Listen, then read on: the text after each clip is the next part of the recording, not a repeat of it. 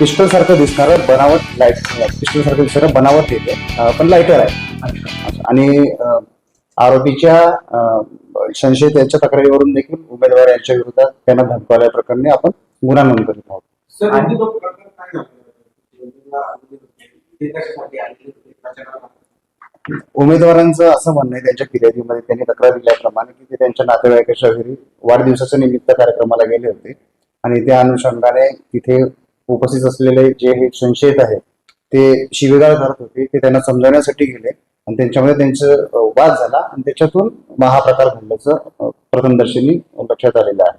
आणि ते म्हणजे प्रचार करू नये म्हणून त्यांना धमकावत होते की नेमकं काय त्या तो जो व्यक्ती आहे सार्थक, त्याची आयडेंटिटी काय आहे, तो कोण आहे, तो का धमकावत आहे? सार्थक गोवर्धन जो आहे तो प्रबुद्धनगर येथील रहिवासी आहे ओके. आणि हे जे उमेदवार आहे ते बाहेरचे आहेत, म्हणजे त्या प्रबुद्धनगरमध्ये रहिवासी नाही. तर हे तिथलेच लोक आहेत.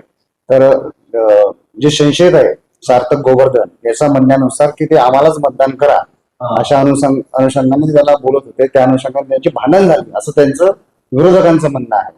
आणि उमेदवारांचं म्हणणं आहे की आम्ही वाढदिवसाला गेलो होतो आणि ते आपसात भांडण करत असताना त्यांना समजावत असताना त्याचं पर्यावरण वादक झालं आणि माझ्या बंदूक रोखली असं त्याचं म्हणणं होतं.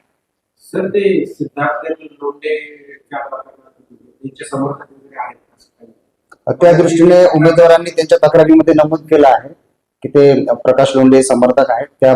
त्याबद्दल पोलीस अजून त्याची चौकशी करत आहेत. सर, निवडणुकीपूर्वी आपण लोंढे टोळीवर कारवाई केली होती, लोकांतर्गत कारवाई केली होती. लोंढे टोळीचे जे मेन मोर्चे आहेत ते आतमध्ये जरी असले तरी त्यांची टोळी सक्रिय आहे का शहरामध्ये असा प्रश्न उपस्थित केला होता. टोळीचा काही संबंध आहे का? अजून तरी प्रायमा फेसी आम्हाला तसं काही दिसून आलेलं नाही, तरी पोलीस याबाबत चौकशी करत आहेत. ओके.